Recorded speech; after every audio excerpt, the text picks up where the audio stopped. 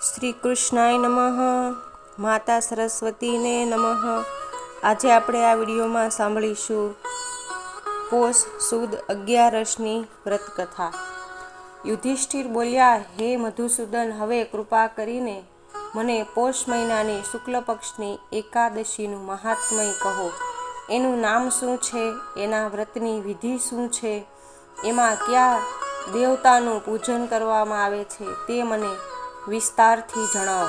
ભગવાન શ્રી કૃષ્ણે કહ્યું, હે રાજન, પોષ મહિનાના શુક્લ પક્ષની જે એકાદશી છે એનું નામ પુત્રદા છે. પુત્રદા એકાદશીના દિવસે નામ મંત્રોનું ઉચ્ચારણ કરીને ફળો દ્વારા શ્રી હરિનું પૂજન કરવું.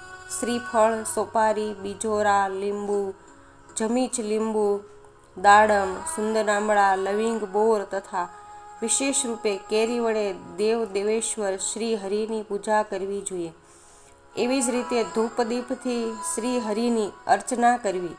પુત્રદા એકાદશીના દિવસે વિશેષ રૂપે દીપદાન કરવાનું વિધાન છે. રાત્રે વૈષ્ણવ પુરુષો સાથે જાગરણ કરવું જોઈએ. જાગરણ કરનારને એ ફળ મળે છે કે જે ફળ હજારો વર્ષની તપસ્યા કરવાથી પણ નથી મળતું. આ બધા પાપોને હરનારી ઉત્તમ તિથિ છે. ચરાચર જગત સહિત સમગ્ર ત્રિલોકમાં એના કરતાં મોટી બીજી કોઈ તિથિ નથી. બધી જ કામનાઓને તિથિઓના દાતા ભગવાન નારાયણ આ તિથિના અધિષ્ઠિતા છે. પૂર્વકાળની વાત છે. ભદ્રાવતી પુરીમાં રાજા સુકેતુમાન રાજ્ય કરતા હતા. એમની રાણીનું નામ ચંપા હતું. રાજાને ઘણા સમય સુધી વંશ ચલાવનાર પુત્રની પ્રાપ્તિ ન થઈ. આથી પતિ પત્ની હંમેશા ચિંતા અને શોકમાં ડૂબેલા રહેતા. એ રાજાના પિતૃઓ શ્રાદ્ધને સમયે એણે આપેલા તર્પણના જળને ભવિષ્યમાં અમને આ રાજા પછી કોણ તર્પણનું જળ આપશે એવી ચિંતાના કારણે નિશાસા નાખ્યા કરતા હતા અને ગરમ નિશાસાથી સહેજ ગરમ થયેલું પાણી પીતા હતા. વળી એવું વિચારીને દુઃખી પણ થતા હતા કે આ રાજાની પાછળ તેના કોઈ પુત્ર વગેરેના સંતાનને અમે જોતા નથી કે જે અમને સારી રીતે પિંડ, જળ વગેરે તર્પણ ક્રિયાઓ દ્વારા અમને સંપૂર્ણ રીતે તૃપ્ત કરી શકે. દુઃખ અને નિરાશાથી ઘેરાયેલા રાજા એક દિવસ ઘોડા પર સવાર થઈને ઘોર જંગલમાં ચાલ્યા ગયા. પુરોહિત વગેરે કોઈને આ વાતની ખબર નહોતી. મૃગ અને પક્ષીઓવાળા એ ઘોર જંગલમાં રાજા ભ્રમણ કરવા લાગ્યા. જંગલમાં અનેક પ્રકારના સુંદર વૃક્ષો હતા. માર્ગમાં ક્યાંક શિયાળનો અવાજ સંભળાતો હતો તો ક્યાંક ઘુવડનો. જ્યાં ત્યાં રીંછો અને મૃગો દ્રષ્ટિગોચર થઈ રહ્યા હતા. આ રીતે ફરીને રાજા વનની શોભા જોઈ રહ્યા હતા, છતાં તેમના હૃદયને જરા પણ શાંતિ મળી નહીં. એમને એક જ વિચાર આવતો હતો કે મેં અનેક યજ્ઞો કર્યા, અનેક દેવતાઓને પૂજ્યા, અનેક જાતના દાન કર્યા, છતાં મને જ આવું દુઃખ શા માટે? આવી રીતે વનમાં ફરતા ફરતા બપોર થઈ ગઈ.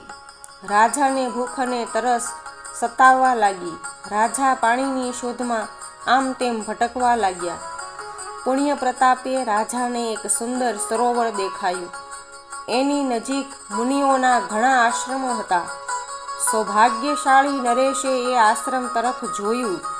એ સમયે શુભની સૂચના આપનાર શુકનો થવા લાગ્યા. રાજાનો જમણો હાથ અને જમણું નેત્ર ફરકવા લાગ્યા. ઉત્તમ ફળની એ ખબર આપી રહ્યા હતા. સરોવરના તટ પર ઘણા મુનિઓ વેદપાઠ કરી રહ્યા હતા.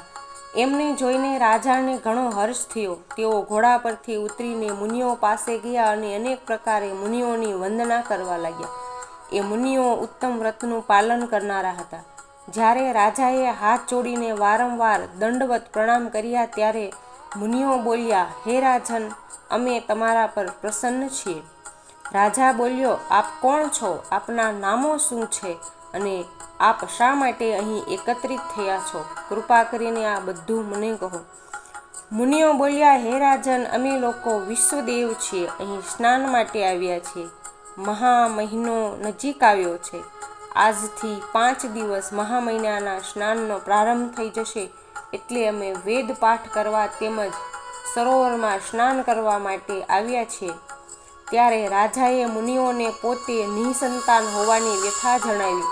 પુત્ર વગર પોતે ખૂબ જ દુઃખી છે તે જણાવવા રાજાએ કહ્યું, હે વિશ્વ દેવગણ, જો આપ મારા પ્રસન્ન હો તો મને પુત્ર આપો.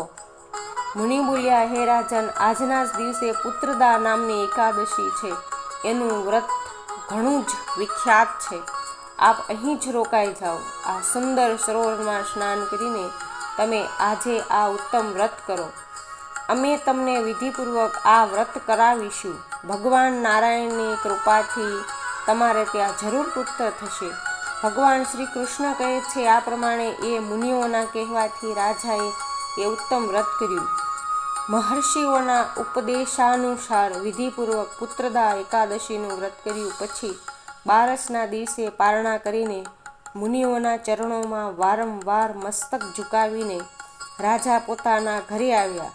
થોડા સમય બાદ રાણીએ ગર્ભધારણ કર્યો. પ્રસવનો સમય આવતા રાજાને ત્યાં તેજસ્વી પુત્રની પ્રાપ્તિ થઈ. મોટો થઈને તે શૂરવીર, યશસ્વી અને પ્રજાપાલક બન્યો. એણે પોતાના ગુણોથી પિતાને સંતુષ્ટ કરી દીધા. ભગવાન શ્રી કૃષ્ણે કહ્યું, હે રાજન, પુત્રદા એકાદશીનું ઉત્તમ વ્રત જરૂર કરવું જોઈએ. મેં લોકોના હિત ખાતર એનું વર્ણન તમારી સમક્ષ કર્યું છે. જે મનુષ્ય એકાગ્ર ચિત્તે પુત્રદા એકાદશીનું વ્રત કરે છે તે આ લોકમાં પુત્ર પ્રાપ્ત કરીને મૃત્યુ પછી સ્વર્ગ પ્રાપ્ત કરે છે. આ એકાદશીના મહાત્મ્યને વાંચવાથી અને સાંભળવાથી અગ્નિષ્ટોમ યજ્ઞનું ફળ મળે છે. શ્રી કૃષ્ણાય નમઃ.